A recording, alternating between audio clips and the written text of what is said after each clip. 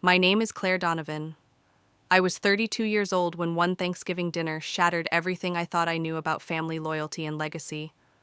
That night in the chandelier-lit dining room of our New England estate, my father stood up at the head of the table, raised his glass, and announced, with the certainty of a man who believed himself untouchable, "We are selling the company. None of you will inherit a single cent." For a moment, the room fell into an eerie silence. Then the storm hit. My brother spilled his wine as he shouted, my sister gasped dramatically into her phone, live streaming the scene to her followers, and my mother hid behind her fourth glass of Chardonnay. I sat at the far end of the table, fork still in hand, watching the chaos unfold with an unsettling calm. Because unlike everyone else, I already knew exactly who the mysterious buyer was. But before I reveal that, let me take you back. I was born into the Donovan Empire, a dynasty built on enterprise software. From the outside, we were the picture of American success, a sprawling colonial mansion with 6 bedrooms, indoor pool, and a perfectly manicured lawn tended by 3 gardeners. Behind that facade, though, was a hierarchy carved in stone. My older brother Nathan was the golden child, carefree, reckless, and somehow always rewarded. My younger sister Lily turned the Donovan name into social currency, curating her life online for adoring strangers. And me, I was the middle child, the one who inherited my grandfather's mind for technology, but none of the recognition. I remember sitting at countless family dinners listening to Dad and Nathan swap industry jargon. They barely understood, while I, an MIT graduate who had coded her first app at 15, was told with a condescending smile to leave real business to the men. Every idea I voiced was waved off as naive or too academic. My mother, ever the peacekeeper, would sometimes whisper, "Maybe you should hear Claire out," only to retreat when Dad's glare cut across the table. The humiliation peaked when I was 22. Fresh out of MIT, I had designed a cloud-based integration system that could have revolutionized our product line years before competitors entered the field. I presented it before the board laptop, open, heart-pounding. 10 minutes in, Dad stopped me with a sigh and a smile that did not touch his eyes. "Creative," he said, "but impractical. Clients want stability, not experiments." He turned back to the men in suits, dismissing me as a child with dreams. They chuckled politely, as if I were background noise. That night, while the laughter of old men still echoed in my ears, I made a decision. I would leave. With $5,000 in savings, I moved to San Francisco. My parents assumed it was a phase. Dad even joked on the phone, "She'll come running back once she runs out of money." But I never did. The early years were brutal, ramen dinners, endless coding, and a studio apartment where the walls sweated when it rained. Yet every sleepless night added bricks to the foundation of what I was building, something bigger than Donovan software, something entirely mine. Fast forward 10 years. I had become Emmy Stone, the enigmatic founder of Everest Holdings. My company had grown to a valuation of $200 million, built on the very kind of integration platform my father once ridiculed. I had hidden behind a pseudonym, kept my success cloaked in secrecy, while systematically buying shares in suppliers and clients tied to my father's empire. Step by step, I had positioned Everest as the perfect buyer, the only buyer when Donovan software finally crumbled under outdated technology and arrogance. And now Thanksgiving, my father's so-called bombshell was about to detonate. But he had no idea the fuse had been lit by me long ago. This is not just a story about betrayal. It is about reclamation. About the forgotten daughter who refused to stay invisible. If you are watching this, and you have ever felt overlooked in your own family, let me say this, stay with me. Because what happened after that announcement changed not only my life, but the entire Donovan legacy. I did not touch my wine glass. Everyone else was flustered, angry, or half drunk, but I sat still watching. That Thanksgiving night would be remembered as the moment when my father shattered his own house from within. Yet for me, it was only the beginning of the story. Let me tell you who I really was. My name is Claire Donovan, the so-called forgotten middle child of the Donovan Empire. For as long as I can remember, I lived in the shadow of my family's expectations. My grandfather had built Donovan software in his garage in the late 1970s, a revolutionary idea in a modest space. By the time my father took over in 1995, the company had grown from $10 million to $50 million in value. In our Boston circles, the Donovan name meant success, power, and permanence. At least that was the illusion. Inside our mansion, there were 3 children. Nathan, my older brother, inherited nothing but charm and indulgence. He partied through college, yet walked straight into a vice president role. My younger sister, Lily, leveraged our last name into a carefully staged online life. She was adored by hundreds of thousands of strangers who thought her staged brunches and curated wardrobes were authentic. And then there was me, Claire, the one who actually loved technology. I taught myself coding at 12, built my first app at 15, and graduated with honors in computer science and business from MIT. You might think that such a record would have earned me respect. Instead, it earned me ridicule. At dinner, Dad and Nathan traded jargon like trophies while I sat silent. Whenever I tried to contribute, I was brushed aside. "That's sweet, Claire," Dad would say with that condescending smile. "But leave business to people who understand the real world." My ideas were never real enough for him. That pattern shaped every gathering. The crystal chandeliers, the polished silverware, the expensive wine, it all masked the truth. I was invisible. My mother, Diane, kept the peace the way Beacon Hill wives always did. Another glass of Chardonnay, another polite smile, another ignored suggestion. She did not stand up for me, and so I learned to stand up for myself. I was 22 when it happened, the humiliation that still burned a decade later. I had prepared a detailed proposal for a cloud-based integration system. It was visionary, years ahead of the market. That day, I stood before the board of directors in a mahogany-paneled room. 10 minutes into my presentation, my father cut me off. "We've heard enough," he said, dismissing me like a child playing with dolls. He told the board my ideas were too academic. They chuckled politely. I left the room, humiliated, packing up my laptop, while my father moved on without a backward glance. That night, I made my decision. I left Boston with $5,000 in savings and a heart on fire. I swore I would build something so undeniable that even Harold Donovan, my father, could never ignore me again. The early years nearly broke me. I lived in a studio apartment in San Francisco where the walls leaked when it rained. I worked 80 hours a week, cycling between freelance coding gigs and small contracts. I ate ramen, lived on coffee, and poured every dollar into my dream. Slowly, piece by piece, I built Everest Holdings. Under the name M.E. Stone, I created software solutions that allowed outdated systems to connect with modern cloud platforms. Ironically, it was the very concept my father had mocked years earlier. By year 3, I had 10 employees and an office in Soma. Venture capital called, but I refused to surrender control.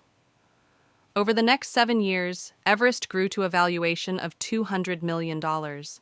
I acquired smaller firms, reinvested profits, and stayed hidden. To the world, I was M.E. Stone, a mysterious founder who rarely appeared in public. To my family, I was still the invisible daughter who had supposedly failed. And maybe this is the moment I should pause to speak directly to you. Because if you've ever been underestimated, if your voice has ever been drowned out by those who claim to love you, stay with me. Before I continue, tell me in the comments, where are you watching from? And if this story resonates, subscribe now.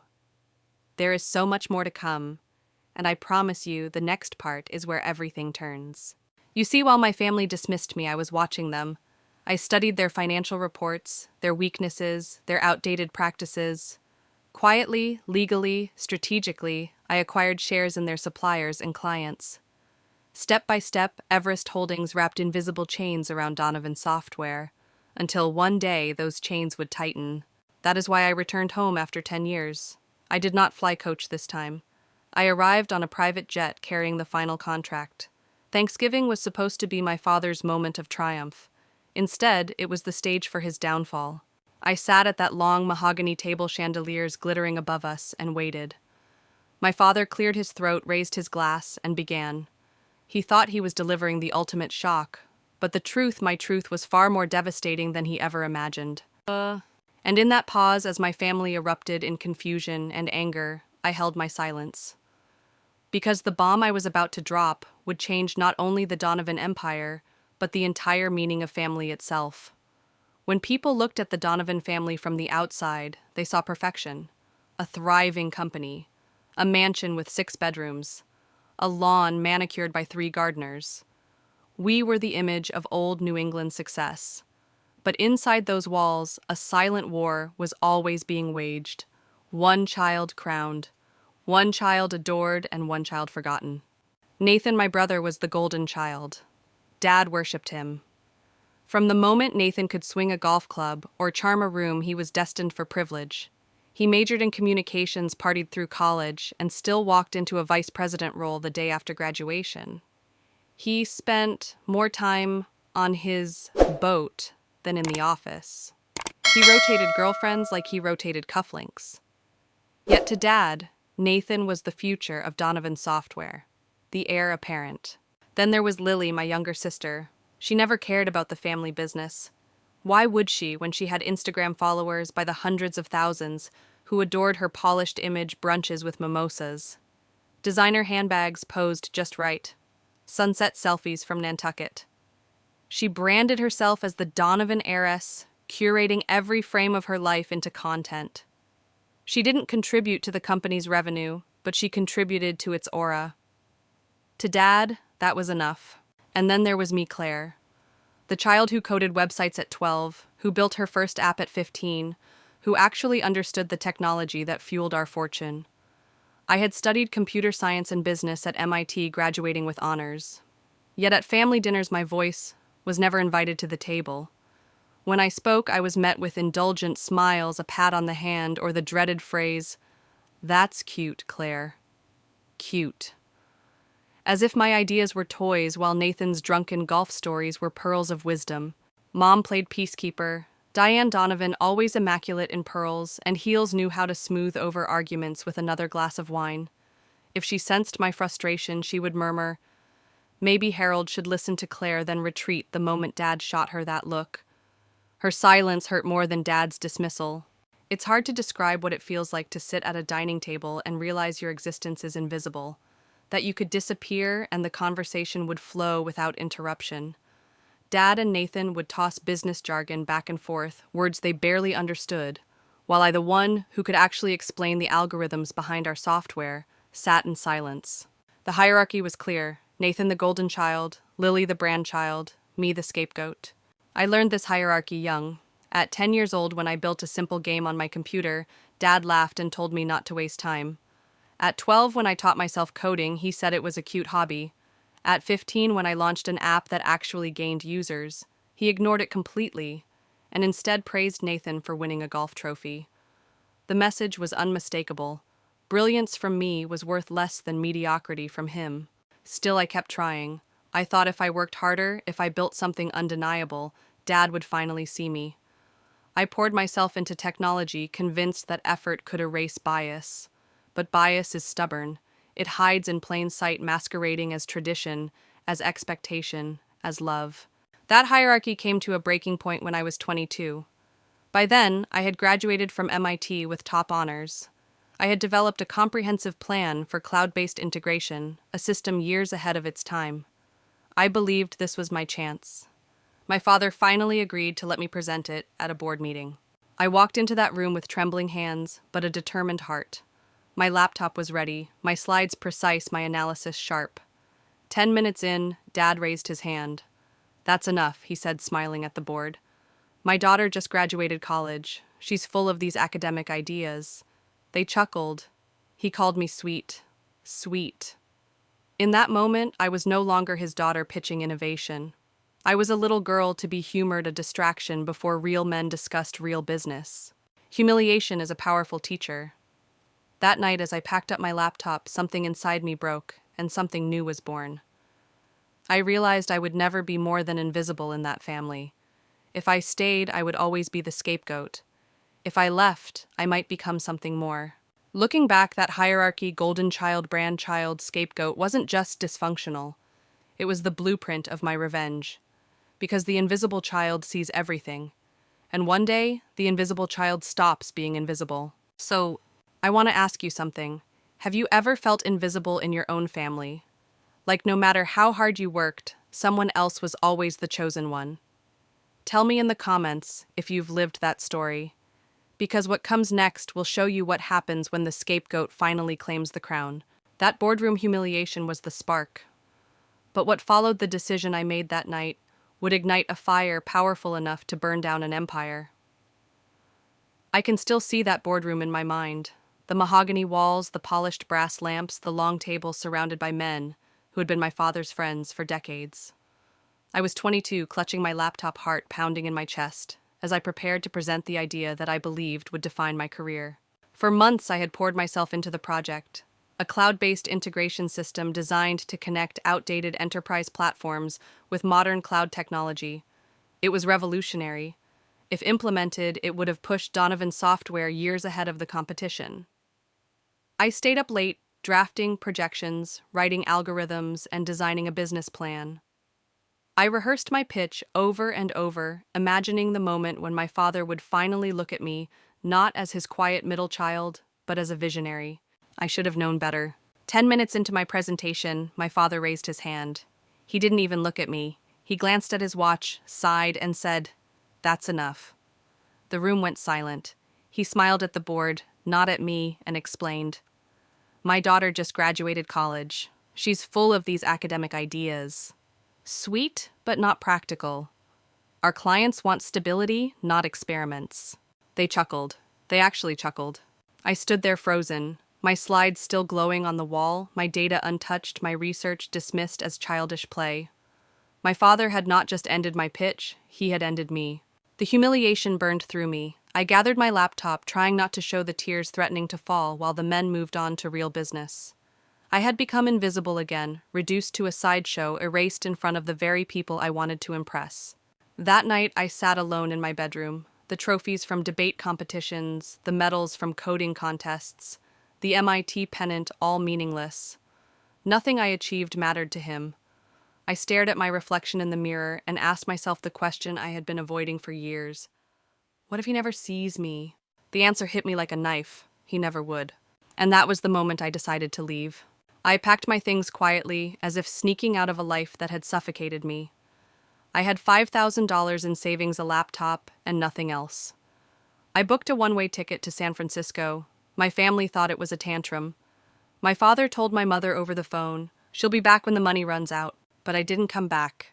The early years were brutal. My apartment was a cramped studio in a neighborhood no one wanted to live in.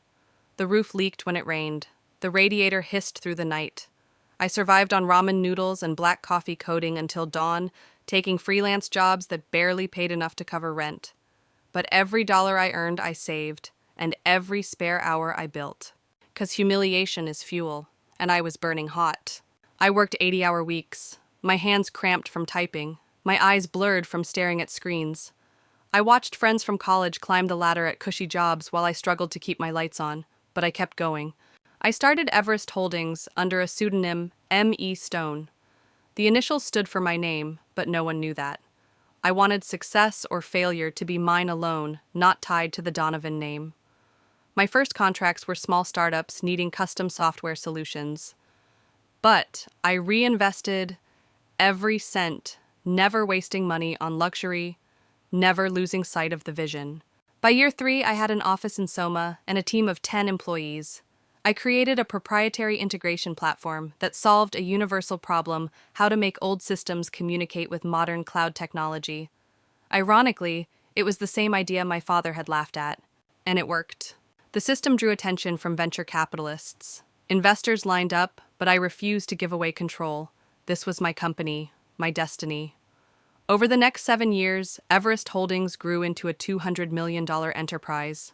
I strategically acquired smaller tech firms, building an empire piece by piece. And through it all, my family remained in the dark. At Thanksgiving dinners, I was still the invisible daughter, the one who had run away to California. Dad never asked about my work. Nathan bragged about boats. Lily bragged about followers. I let them believe I was struggling. It was easier that way. But I was not struggling. I was planning. I was watching. and I was preparing for the day when my family would discover the truth. Because humiliation can destroy you, or it can forge you. That night in the boardroom, my father thought he had ended my future. In reality, he had lit the fire that would one day burn down his kingdom. And 10 years later, at another Thanksgiving dinner, I was ready to let that fire consume the Donovan name. Leaving Boston was not just leaving home, it was tearing myself out of a world that had decided who I was before I had a chance to prove otherwise. When I boarded that one-way flight to San Francisco, I carried little more than a laptop, a suitcase, and $5,000 I had scraped together from tutoring and odd jobs. My parents thought I would crawl back. My father even joked that I'd return within 6 months broke and ashamed. He didn't know me at all. San Francisco was harsh in ways I wasn't prepared for. My studio apartment was so small that the bathroom door couldn't fully open without hitting the bed frame.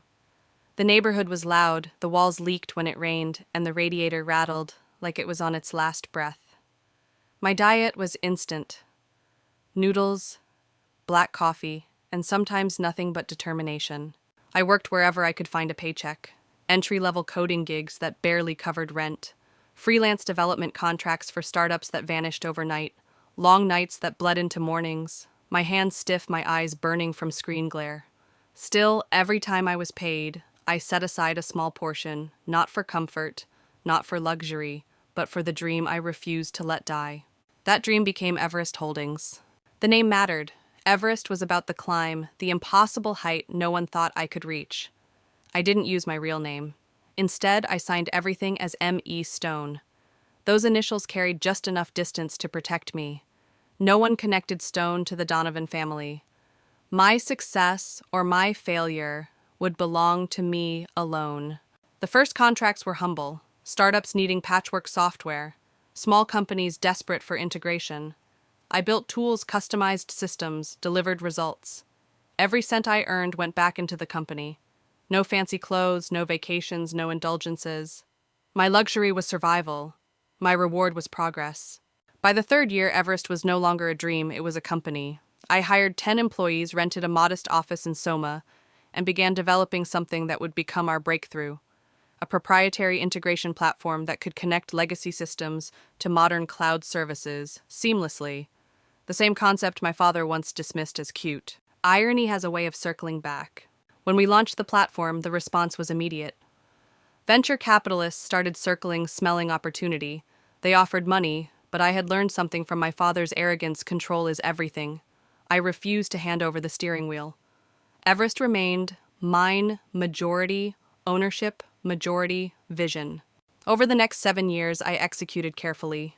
I bought out smaller firms that complemented our technology. I expanded offices into 3 cities. I kept my identity hidden. To the world, I was M.E. Stone, a reclusive founder who rarely gave interviews. To my family, I was still the lost child stumbling in California. They had no idea that the company I was building was already worth $200 million. And here's the truth I want you to hear, because maybe you felt this yourself. Being underestimated is painful. It cuts deep. But it also gives you a power no one expects. When people don't see you coming, you can build in silence. You can plan. You can outmaneuver. So I want to ask you something. Have you ever been underestimated? Have you ever had someone dismiss your ideas as cute or impractical? Tell me in the comments. I want to know your story. Because those moments, as cruel as they feel, can become the fuel that drives everything. For me, the turning point wasn't just building Everest. It was realizing that my father's empire, Donovan Software, was beginning to stumble. Their technology was outdated, their market share was shrinking, and slowly, deliberately, I began acquiring stakes in the very companies that supplied or relied on them. I wasn't just building my company anymore. I was circling his. For years, I played the invisible daughter at holiday dinners, nodding politely, letting Nathan brag about yachts and Lily talk about followers. But behind the curtain, I was positioning Everest as the inevitable solution to Donovan Software's decline. And by the time Thanksgiving came 10 years later, the deal was already sealed. My father thought he was in control. He thought he was shocking us all with his grand announcement. He didn't know that the true bombshell was sitting quietly at the far end of the table. What comes next is where the story shifts from survival to confrontation. The invisible daughter was about to show her face, and when she did, the entire Donovan legacy would be rewritten. The first time I realized Donovan Software was vulnerable, I was sitting in my tiny Soma office, surrounded by half-empty coffee cups and stacks of invoices. Their quarterly reports had been released. To the outside world, they looked steady. But to me, someone who knew their systems inside out, it was obvious. Their growth was stagnant. Their technology was stuck a decade behind. They were losing ground to competitors every single quarter.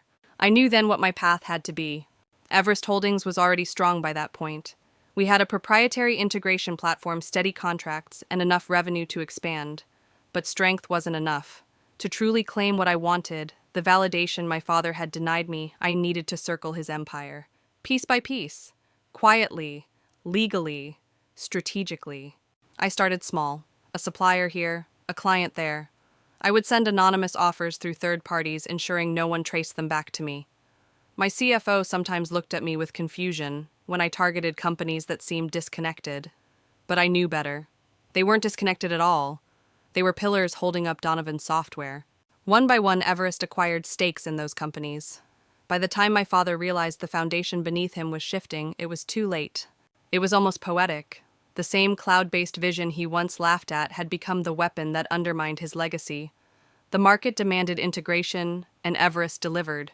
Meanwhile, Donovan's software clung to outdated models. Their pride blinded them. Their arrogance kept them from adapting. And here's what I learned in that phase of my life: revenge is not always about destruction. Sometimes it is about precision. It is about waiting, watching, striking only when the moment is right. For me, that moment came 6 months before Thanksgiving. We drafted an acquisition offer under a different name, one that would allow Donovan Software to keep its branding while accepting our capital and technology. My father rejected it instantly. He didn't even read beyond the first page. Pride had always been his weakness. That was when I decided there would be no partnership, only takeover. I remember sitting in my corner office in San Francisco, the sun setting over the Bay contracts spread across my desk. My assistant placed a travel itinerary in front of me. A private jet to Boston, a black car waiting on the tarmac. For once, I allowed myself the indulgence. Not because I needed it, but because I wanted my family to see the woman I had become. And here's where I want to pause and speak directly to you. What would you have done in my place? Would you have sent another proposal, tried again to reconcile? Or would you, like me, have chosen to strike when the timing was perfect? Tell me in the comments. I want to know how you would have played this game. Because by the time that Thanksgiving rolled around, I wasn't just Claire, the forgotten daughter. I was M.E. Stone, the woman who had built a $200 million empire in silence. And now I was returning not as the overlooked child, but as the owner of their future. Still, I had doubts. Late at night in the quiet of my apartment, I sometimes wondered if I had gone too far. Was this about saving a company or punishing a father? Was I trying to build something new, or was I just trying to burn down the old? Those thoughts haunted me. But every time I remembered, the laughter in that boardroom, the humiliation of being dismissed as cute, my doubts hardened into resolve. Thanksgiving was approaching fast. My father had no idea he was walking into his own undoing. He thought he was about to shock us with his grand announcement. He didn't know that the true shock was coming from me. As the jet lifted off toward Boston, I looked out the window and whispered to myself, "This is personal. This is the moment I take back everything they tried to deny me." And when the car pulled into the driveway of that old colonial mansion, the wreath already hanging on the door, I felt the weight of years settle in my chest. I was home. But not as the girl they once ignored. I was home as the woman who now held their future in her hands. The black sedan pulled slowly into the long driveway of the Donovan estate, tires crunching over fresh November snow. Through the tinted glass, I saw the mansion exactly as I remembered it. Columns rising like stone sentinels, windows glowing with warm light wreaths already hung for the season. For anyone else, it might have looked welcoming. To me, it looked like a monument to everything I had been denied. The driver opened my door and I stepped out in my tailored Armani suit. My heels sank lightly into the gravel, but my stride didn't falter. I had chosen every detail of my appearance with care. The understated Chanel dress packed for dinner, the Louboutin heels that clicked against the stone walkway, a discreet but unmistakable Patek Philippe watch peeking from my wrist, symbols only the wealthy would notice. I wanted them to see me even before I said a word. Mom opened the front door before the housekeeper could. Her perfume floated out first, mixed with the faint trace of midday wine. For a moment she simply stared.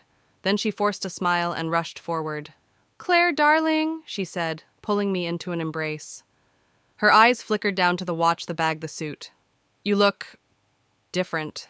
"Good to see you too, Mom," I answered, holding her gently before stepping inside. The house was unchanged. The grand foyer with its sweeping staircase, the crystal chandelier glinting overhead. Portraits of our family history hung like reminders that the Donovans belonged to legacy, not individuals. My gaze caught on one photo, my brother Nathan shaking hands with my father at a company gala. In the corner of the frame, blurred and half-hidden, was me, always in the background. "Your father's busy in his study," Mom said quickly, almost nervously. "Something about an important deal, very hush-hush." I almost smiled, if only you knew. I climbed the familiar staircase to my old bedroom. The door opened into a time capsule. Debate trophies, computer science awards, and MIT pennant, all frozen in place like a museum exhibit of my forgotten accomplishments. Dust coated the shelves, but the memories felt painfully fresh. I changed clothes, freshened up, and forced myself to breathe. Tonight was not just a family dinner, it was a battlefield. Downstairs, the scene was already unraveling. Nathan sat in the living room with a glass of scotch at 3 in the afternoon. His once athletic frame had softened, but his arrogance remained sharp. "Well, well," he said, raising his glass when he saw me. "The prodigal sister returns. Still playing with computers in California." "Something like that," I answered coolly. Before I could sit, Lily burst into the room, phone perfectly angled. "Family reunion time," she chirped, live streaming our meeting to her followers. She air-kissed me twice, whispering loud enough for her camera to catch. "Wow, you look expensive. Did you finally snag yourself a rich boyfriend?" "No," I said evenly, stepping out of her frame. "Just working hard." They laughed. The same old roles. Nathan the heir, Lily the star, me the ghost. Then from my father's study came the muffled sound of his voice. Excited, confident. "Yes, absolutely. Tomorrow after Thanksgiving. 50 million is the final offer. Everest Holdings has been very insistent on the terms." My pulse quickened, but I forced my expression to stay neutral. They had no idea the name he had just spoken belonged to me. Dinner preparations buzzed around us. The household staff carried trays of crystal glasses and silver cutlery. My mother fluttered between rooms, performing the role of hostess, while silently drinking herself steadier. Nathan bragged about his new yacht. Lily filmed her plate of hors d'oeuvres for Instagram, and I sat quietly observing. For years I had been the invisible daughter at these gatherings, but not tonight. Tonight the weight of 10 years of work pressed against my chest, ready to be revealed. I'll be honest with you, walking back into that house was harder than any contract negotiation I'd ever faced. Money, power, acquisitions, those were simple compared to the complexity of family. But I had to be here. I had to see their faces when they learned the truth. Because sometimes the only way to reclaim your voice is to speak it in the place where it was first silenced. And that was exactly what I intended to do at Thanksgiving dinner. The dining room looked the same as it had every Thanksgiving of my childhood. The mahogany table stretched endlessly under the glow of the chandelier, polished silver lined every setting, and the scent of roasted turkey drifted from the kitchen. Yet beneath the surface, elegance tension buzzed like an electric current. I was seated at the far end of the table, as far from my father as possible. It was symbolic, though no one would admit it. Nathan sat proudly at his right, Lily at his left. Mom took her usual place at the opposite end next to me, as though to soften the exile. The arrangement spoke louder than words ever could. Nathan and Lily, in the circle of power, me at the fringe. The meal began with forced cheerfulness. Mom chattered nervously about the floral arrangements. Nathan launched into stories about his new yacht. The Donovan legacy, boasting about weekend trips he hadn't paid for himself. Lily interrupted constantly, phone raised, narrating her Donovan Thanksgiving to thousands of strangers online. Dad checked his phone every few minutes, smiling at messages only he could see. I sipped my wine slowly and watched. For years this had been my role, silent observer, ignored contributor. But tonight my silence was not weakness, it was strategy. Every laugh, every dismissive glance, every boast layered fuel onto the fire building inside me. "Claire," Nathan said, suddenly leaning toward me with his scotch. "How's that little startup of yours doing? Still paying the bills?" His smirk widened when Lily snickered. Doing okay, I replied, simply refusing to give him more than that. He chuckled, satisfied, as if he had proven some point. Lily lifted her phone and whispered, "My sister lives in San Francisco and does tech stuff." Her followers sent a flood of hearts and laughing emojis. I kept my face calm. Inside, I thought, keep laughing. In less than an hour, the joke will be on you. The courses arrived one by one. Butternut squash soup with creme fraiche, harvest salad with candied walnuts, the turkey 25 pounds roasted to golden perfection. Maria, the housekeeper who had been with us for 20 years, served each dish with quiet dignity. She caught my eye once and smiled a genuine warmth that reminded me who had always shown me more kindness than my own family. When it was time for the annual gratitude ritual, the performance began. Nathan went first, raising his glass. "I'm thankful for another record-breaking quarter at Donovan Software." I nearly laughed knowing their market share had dropped for the third consecutive quarter. "And for my new yacht. And for new beginnings with Amber," he added, squeezing the hand of his 24-year-old girlfriend, who blushed prettily. Lily followed, still recording. "I'm thankful for reaching 1 million followers this year, for my amazing collaborations, and for representing the Donovan brand." She looked at Dad like a child waiting for approval. He nodded proudly, even though he often complained her career was frivolous. Then it was my turn. I set down my fork and spoke clearly. "I'm thankful for the lessons life has taught me, that rejection can lead you to the right path, that persistence matters more than privilege, and that sometimes the best teacher is failure." I raised my glass. "To finding your own way." For the first time all evening, silence stretched across the table. Dad frowned slightly, as though he'd heard an undertone he couldn't quite place. But he moved on quickly, launching into his usual speech about legacy growth and the brilliance of the Donovan name. Dessert arrived: pumpkin pie, pecan pie, ice cream from the most expensive shop in Boston. But beneath the clinking of forks and glasses, I felt it, a shift. My father's restlessness. The way he tapped his knife against the crystal water glass, demanding attention. The way he cleared his throat with the authority of a man who believed his words could alter destiny. I knew it was coming. "I have an announcement to make," he said, standing tall at the head of the table. His voice cut through the room. Even Lily lowered her phone. "This will affect everyone here." I sat back, my heartbeat steady, my wine untouched. This was the moment he had been waiting for, but so had I. And when he revealed the so-called bombshell, he would never expect that the real explosion was already in my hands. The room held its breath as he raised his glass. Tomorrow everything would change. My father tapped his knife against the rim of his glass. The sharp chime cut through the clatter of silverware and hushed the chatter at the table. Even Lily, who had been live streaming every bite of pumpkin pie, lowered her phone and stared. "I have an announcement," Dad began, his voice carrying the weight of decades spent commanding rooms. He paused, savoring the silence, the anticipation, the spotlight. "As you all know, I've dedicated my life to building Donovan Software into a leader in its field.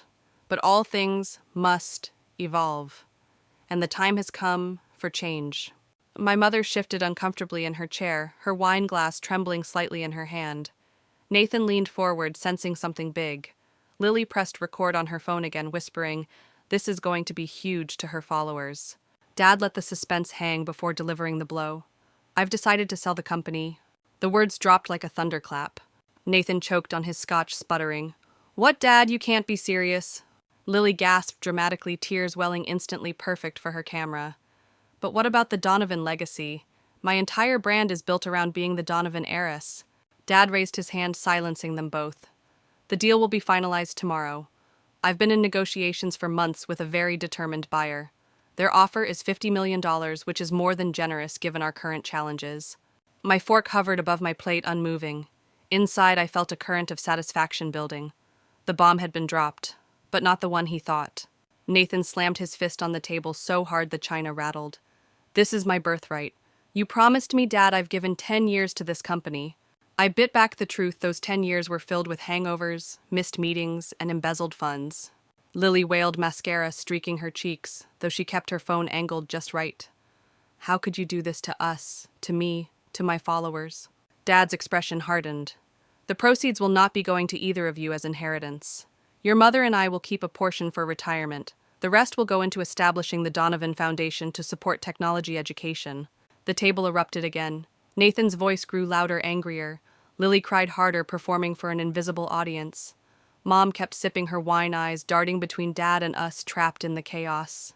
And through it all, I remained silent, calm, detached, taking deliberate bites of pecan pie while the storm raged around me. 'Cause unlike them, I wasn't surprised. I already knew. Claire, Mom said suddenly, her voice low but cutting through the noise. You don't seem shocked. Every head turned toward me. For a moment, it was as if they had remembered I existed. I placed my fork down carefully, slowly, letting the silence stretch. Then I looked directly at my father. I have just one question, I said evenly. His chest puffed up, pride shining in his eyes. Go ahead. Who's the buyer? The satisfaction in his smile was almost cruel. He leaned back, savoring the reveal. A successful tech investment firm called Everest Holdings.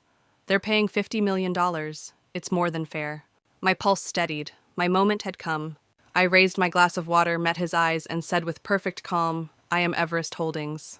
The room froze. I could hear the grandfather clock ticking in the hallway each second, slicing through the stunned silence. Mom's glass slipped from her fingers and shattered on the floor. Nathan knocked over his wine, the red stain bleeding across the tablecloth like spilled blood. Lily whispered into her phone, Oh my God. My sister just said she owns Everest Holdings. Dad's face flickered between confusion, disbelief, and anger. What did you say? He demanded. I stood slowly, feeling the weight of 10 years lift off my shoulders. I said I am Everest Holdings. I built the company. I'm the buyer. The empire you've spent your life protecting now belongs to me. Why? This was the moment everything changed. And believe me, what followed made that Thanksgiving dinner the most explosive night of our lives. If you're still watching, don't stop now, because the twist you're about to hear is bigger than anything yet. Stay with me, subscribe if you haven't, because the reveal that comes next will leave you breathless. My name is M.E. Stone, I said slowly, letting each word echo through the room. It stands for Claire Marie Donovan. I am the founder and CEO of Everest Holdings. The company you just bragged about selling to, that's me. The silence that followed was almost unbearable. My father's jaw tightened. His eyes darted to the shattered wine glass on the floor, then back to me. He looked at me as though I had sprouted wings or horns or both. That's impossible, he spat. Everest Holdings is run by Emmy Stone, a respected investor, not my daughter who's been playing with startups in California. I reached into my bag and pulled out a small platinum card case. From it, I slid a single business card across the table. The Everest Holdings logo gleamed under the chandelier. My title was printed beneath in stark black letters, Founder and CEO. Dad picked it up with trembling hands, his face pale. This is some kind of joke, he whispered. I met his eyes and didn't flinch. No joke. 10 years ago, you dismissed my proposal in front of your board. You humiliated me, so I left, and I built my own empire, a $200 million company. Everest Holdings has already acquired controlling interests in your 3 largest suppliers, Nexus Technologies, DataStream Solutions, and Techer Industries. And just last month, we secured majority stakes in your 2 biggest clients, McKinsey Manufacturing and Westfield Distribution. Donovan Software isn't being bought, it's being absorbed. By me. Nathan shot to his feet, his chair screeching back across the hardwood floor. His wineglass toppled crimson, spreading across the white cloth like a wound. You've been spying on us, he shouted. That's corporate espionage. No, Nathan, I replied coolly. It's called market research. Everything I learned was public information. Your incompetence wasn't exactly hidden. Lily was still live streaming, her voice a whisper. Oh my God, are you all hearing this? My sister owns Everest Holdings. She zoomed in on me, eyes wide with both fear and fascination. My father's face flushed with rage. This deal is off, he thundered, slamming the business card back onto the table. I will not sell my company to my own daughter as part of some twisted revenge plot. I shook my head, my voice calm. It's too late. The contracts are signed. The board has already approved. The press release goes out tomorrow morning at 9. Legally, Everest Holdings already owns Donovan Software. You don't have a company to cancel anymore. The color drained from his face. His lips parted, but no words came. Nathan leaned across the table, pointing a shaking finger at me. You planned this deliberately. You came here just to humiliate us, to destroy us in front of the family. I turned to him slowly. No, Nathan. I planned it for Thanksgiving because I knew you'd all be here. Because 10 years ago, at this very table, Dad promoted you to vice president. You with no degree, no vision, no qualifications. while telling me my honors degree from MIT wasn't enough for even an entry-level management role. Tonight is not about humiliation. Tonight is about justice. For a moment, no one spoke. My words hung heavy in the air, each one cutting deeper than the last. Then Lily's voice broke the silence, small and trembling. "So, you're our boss now." I nodded. "Technically, yes, but not the kind of boss you're used to. This company will be restructured from the ground up." Dad pushed back his chair, standing abruptly. "You can't do this," he growled. "You can't take my company. You can't take my life's work." I stood too, meeting him eye to eye. "I didn't take it, Dad. I bought it. For $50 million more than it's worth now. And if you want someone to blame for that look in the mirror, it was your arrogance that brought Donovan Software to this point." The chandelier light flickered against his face, and for the first time in my life, I saw fear in his eyes. And this was only the beginning. The true unraveling of the Donovan family, the lies, the embezzlement, the betrayals, was still to come. If you think this revelation was shocking, wait until you hear the secrets I exposed next. Subscribe now, because what I revealed after this left even my father speechless. The weight of my words had settled across the table like a suffocating fog. Dad stood frozen, my business card still trembling in his hand. Nathan's face burned red with fury. Lily sat with her phone shaking, torn between streaming the chaos and processing the collapse of her carefully crafted persona. I drew in a slow breath, steadying my voice. "Let's stop pretending Donovan Software is still what it once was. The truth is plain. This company has been failing for years." Dad's head snapped toward me. "Failing? How dare you?" I cut him off. "Market share has dropped 22% in the last 3 years. Your so-called flagship product hasn't been updated in nearly a decade. Competitors have outpaced you, leaving Donovan Software clinging to outdated systems. Clients are moving elsewhere. Investors are losing faith. You didn't build a legacy, Dad, you built a sinking ship." The words were sharp, deliberate, each one landing like a strike against his pride. Nathan slammed his fist against the table again. "You're lying." I turned to him, calm as ever. "Really? Then explain the last 3 quarterly reports. Explain why 3 of our biggest contracts chose Everest over Donovan. Explain why you've been siphoning company money into your personal accounts under fake vendor names." The color drained from his face. You can't prove that," he stammered. I met his eyes coldly. "I already have. Transaction records, IP logs from your office computer, dates and amounts that point directly to you. $300,000 embezzled over 3 years. That's why I moved now before you bled the company dry." Lily gasped, lowering her phone at last. "Nathan, is that true?" "Shut up," he barked, but his voice cracked, betraying him. Dad's gaze whipped between us, his face pale. "Nathan, tell me she's wrong." Nathan avoided his eyes, staring down at the stained tablecloth. Silence answered for him. I pressed forward. "Do you understand now? This empire has been rotting from within. Not because of me, but because of negligence. Because of arrogance. Because of your blind faith in a son who treated the company like his personal piggy bank." Dad's chest heaved, his jaw clenched. "You've been plotting against your own family," he accused, desperation creeping into his voice. I shook my head. "Not plotting. Preparing." 6 months ago, Everest sent an anonymous proposal and offered to partner to save Donovan Software to keep your name alive. I called it the Phoenix Proposal. It would have allowed this company to rise again without you ever knowing it was me. Dad's eyes widened. "The Phoenix? That was you?" "Yes," I said firmly. "I gave you a chance to accept help, to adapt, to protect the Donovan legacy. But your pride wouldn't let you. You rejected it without even reading past the first page." The silence in the room thickened. "You turned away your salvation because it came in an envelope you didn't like." My voice grew sharper now, cutting through his denial. "And that is why we are here. Not because I stole anything, but because you refused to listen. You refused to evolve. You refused to see me." For the first time in my life, I watched my father falter. His eyes darted around the table, searching for defense but finding none. Nathan was already broken by exposure. Lily was too stunned to speak. Mom sat quietly, her wineglass forgotten, her eyes glistening, as though she had finally seen the truth that had always been there. I leaned forward, steadying my palms against the table. I didn't come here to destroy the Donovans.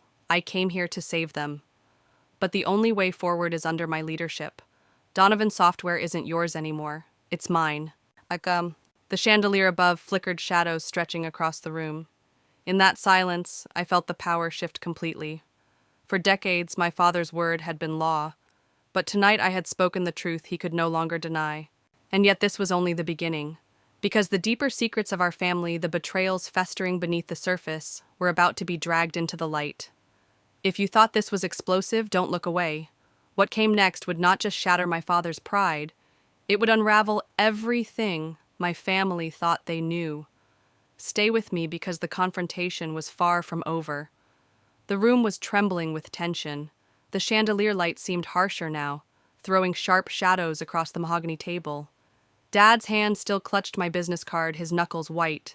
Nathan's face was pale sweat glistening at his temples. Lily, for once, had lowered her phone completely, her manicured nails gripping the stem of her glass. I leaned forward, my voice low but steady. Let's talk about loyalty, shall we?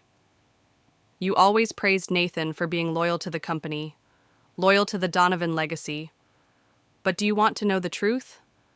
Dad Nathan hasn't been loyal, he's been stealing from you.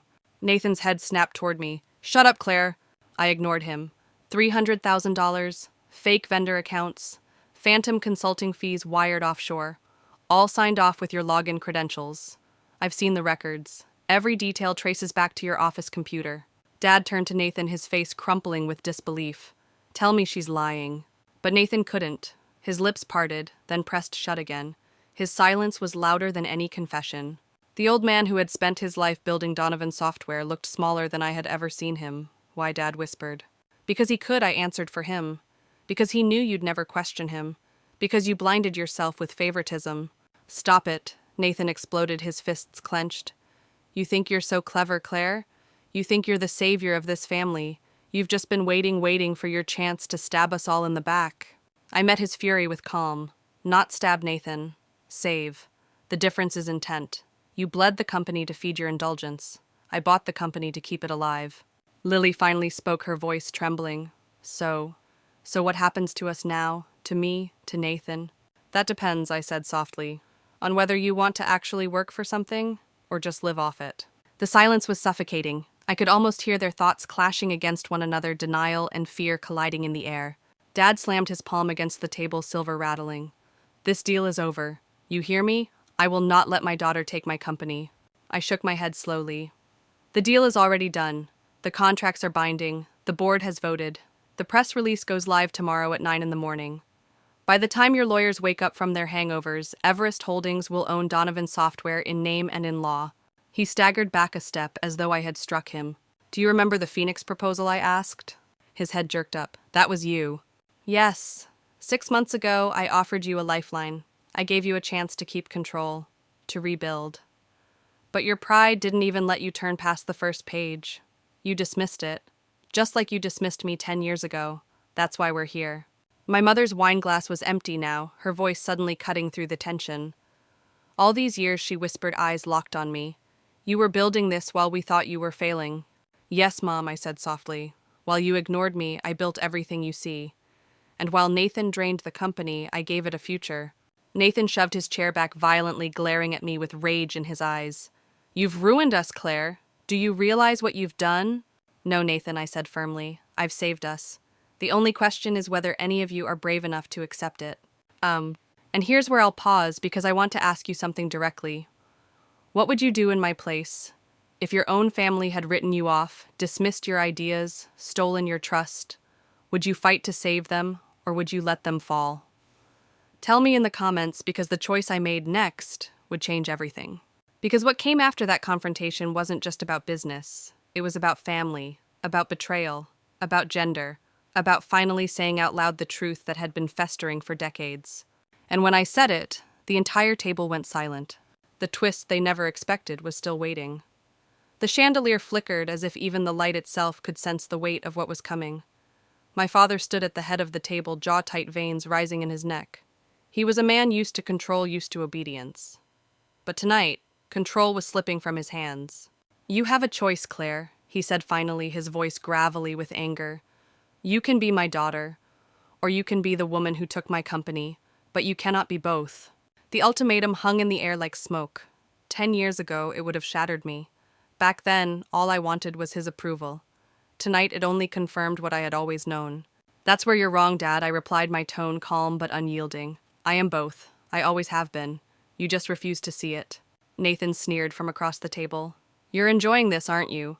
You've been waiting years for this moment, plotting, scheming, planning how to humiliate us.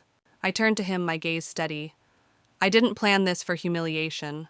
I planned it because Thanksgiving is when you're all here.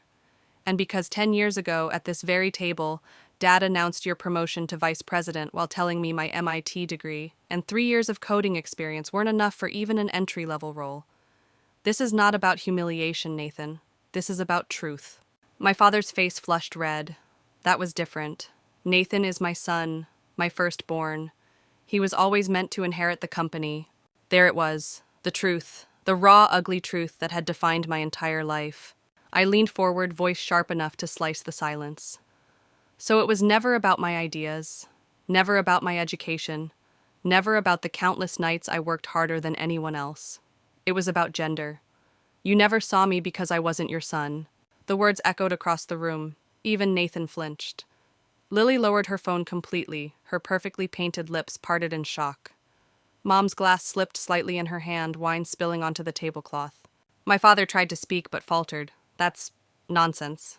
No, I interrupted firmly. It's the truth. You crowned Nathan your heir before he ever proved himself. You dismissed my innovations because they came from me. Not because they weren't valuable, but because they weren't masculine. The silence that followed was thicker than anything I'd ever experienced. Nathan shifted uncomfortably, muttering, "That's not true." But the weakness in his voice betrayed him. Even Mom's eyes, usually clouded by Chardonnay, cleared with something like recognition. "Harold," she whispered, "she's right. You never gave her a chance." For a moment my father looked like a statue cracking under pressure. His fists clenched at his sides, but his eyes betrayed something he couldn't hide: fear. Not of me, but of the truth he had buried for so long. "This conversation is over," he snapped, shoving back his chair. "I will not stand here and be accused in my own house." I rose too, meeting his height. "No, Dad. This conversation is just beginning, because tonight you're not the only one with announcements." The air grew heavy. Lily's phone buzzed silently on the table, forgotten. Nathan's breathing was shallow, panicked. Mom looked at me with an expression I couldn't quite read, something between sorrow and pride.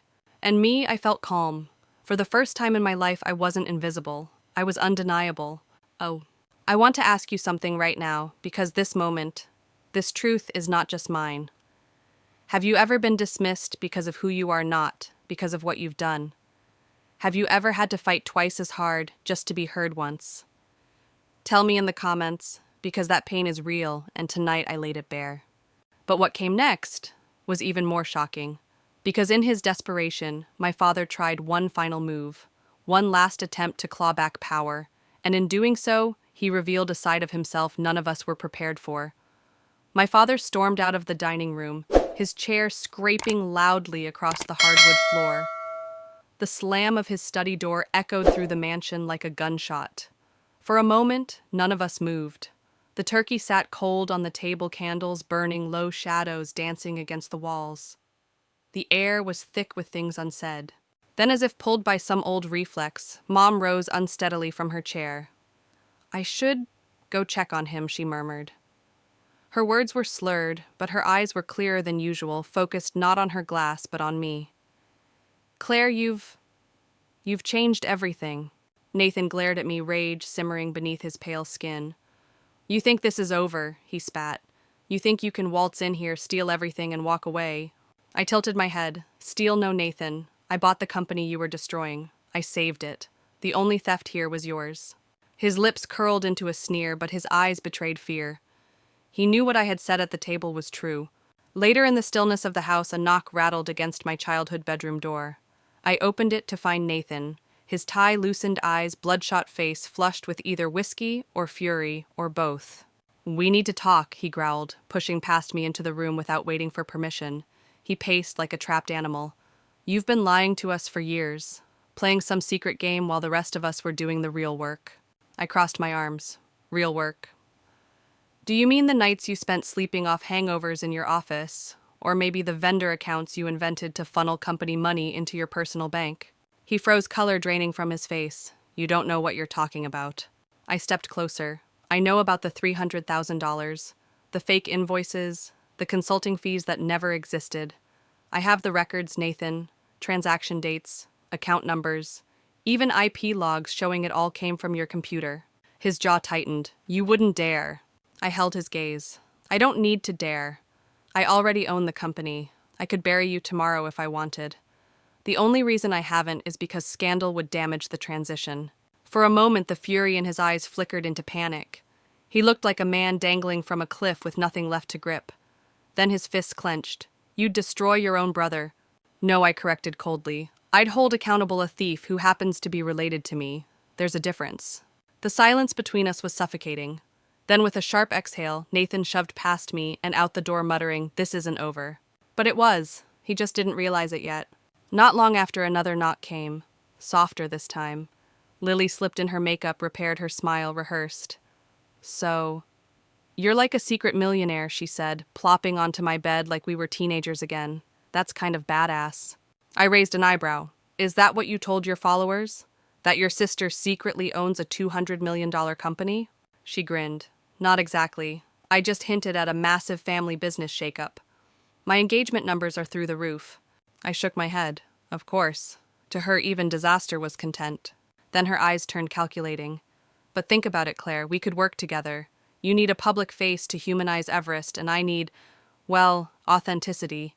Imagine it, the mogul sister and the influencer sister. We'd be unstoppable." I almost laughed. "The face of an enterprise integration platform for the lifestyle market." She shrugged. "Stranger things have worked. Don't mock me. I've built a brand from nothing just like you did. Mine just looks different." For the first time I paused. Her words, though self-serving, held a sliver of truth. We had both carved out survival in our own ways, in worlds that underestimated us. "I'll think about it," I admitted. She brightened, instantly satisfied with even that small concession. Good. Because I already teased something big. And trust me, the internet is starving for details. When she left, I sat on my bed staring at the dusty trophies and old notebooks that still lined my shelves. I powered up my laptop, reviewing the press release scheduled for morning. Everything was in motion. The company was mine. The family, fractured beyond repair. Or maybe not. Because what came next was the final confrontation. A meeting not in front of a table, not surrounded by siblings, but face to face with the man who had spent his life underestimating me. And here's the part I need you to think about. What would you say if you finally had the chance to confront the person who had dismissed you your whole life? Would you forgive? Would you rage? Or would you simply show them the truth? Tell me in the comments, because the words I chose next changed everything. The next morning, as the sun rose over the Donovan estate, my father summoned me to his study. It was time.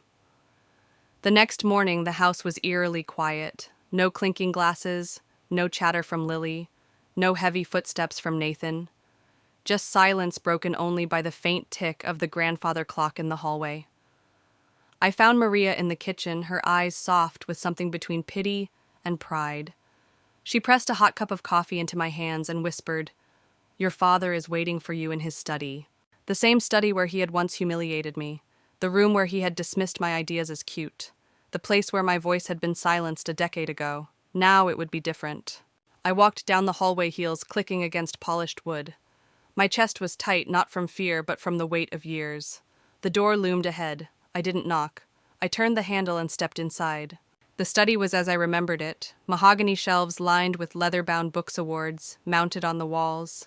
Framed photographs of my father shaking hands with politicians and CEOs. But he looked different now, smaller somehow. His posture slouched, his face drawn, a glass of scotch on the desk, though it was barely 7 in the morning. "Sit," he said flatly. I didn't take the guest chair. Instead, I perched on the edge of his desk, a deliberate choice. For once, I wanted him to look up at me. "My attorneys confirmed it," he began without looking up. His voice was rough, stripped of its usual authority. "The sale is binding. The board voted unanimously." "Of course they did," I answered. "They saw the truth you wouldn't." His eyes flicked up sharp for a moment. 50 million. The company was worth 70 just 2 years ago. I shook my head. It was overvalued 2 years ago. Now it's barely worth what I paid.